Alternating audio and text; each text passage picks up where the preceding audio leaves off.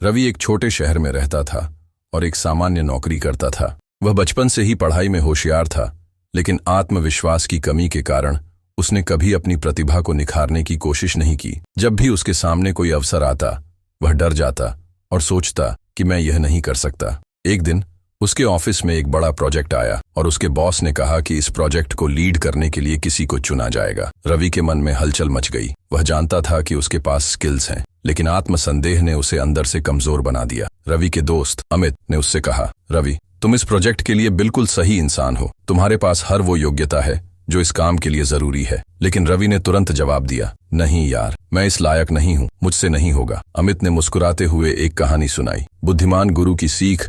अमित ने एक पुराने गुरु की कहानी सुनाई। एक बार एक नौजवान अपने गुरु के पास गया और बोला, गुरुजी, मैं किसी भी काम में अच्छा नहीं हूँ। मुझे लगता है कि मैं दूसरों से कमजोर हूँ। मैं हमेशा खुद को कम महसूस करता हूँ। गुरुजी ने मुस्कुराकर कहा, बेटा, मैं तुम्हारी मदद करूंगा, लेकिन पहले मुझे एक छोटा सा काम कर दो। गुरुजी ने अपनी उंगली से एक पुरानी अंगूठी निकाली और कहा, इसे बाजार में ले जाओ और किसी से भी इसे खरीदने की कीमत पूछो। ध्यान रखना, इसे 1000 रुपये से कम में मत बेचना। नौजवान बाजार गया और कई दुकानदारों से अंगूठी की कीमत पूछी। हर किसी ने कहा, यह ज्यादा से ज्यादा 100 से 200 रुपये की होगी। थक हार कर वह गुरुजी के पास वापस आ गया और बोला, गुरुजी, किसी ने भी इसे 1000 रुपये में नहीं खरीदा। सबने कहा कि यह ज्यादा से ज्यादा 200 रुपये की होगी। गुरुजी मुस्कुराए और बोले, अब इसे एक जौहरी के पास ले जाओ और असली कीमत पूछो। जब नौजवान जौहरी के पास गया तो जौहरी ने अंगूठी को ध्यान से देखा और कहा, यह तो एक कीमती नगीने की अंगूठी है।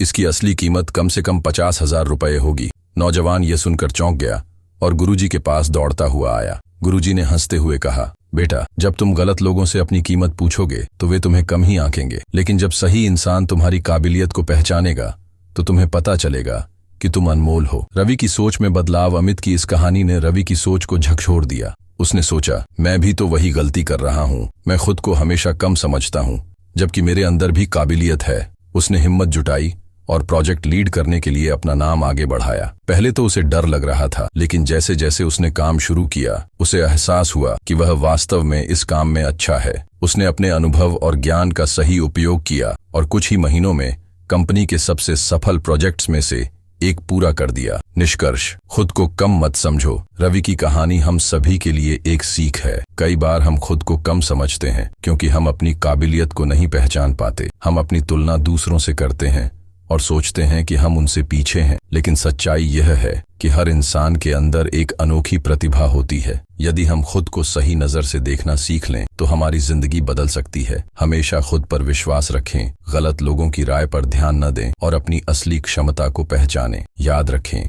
हीरा अपनी कीमत नहीं पहचानता, लेकिन जब सही जौहरी के हाथ में जाता है तो उसकी असली कीमत पता चलती है। तो खुद को कम मत समझो।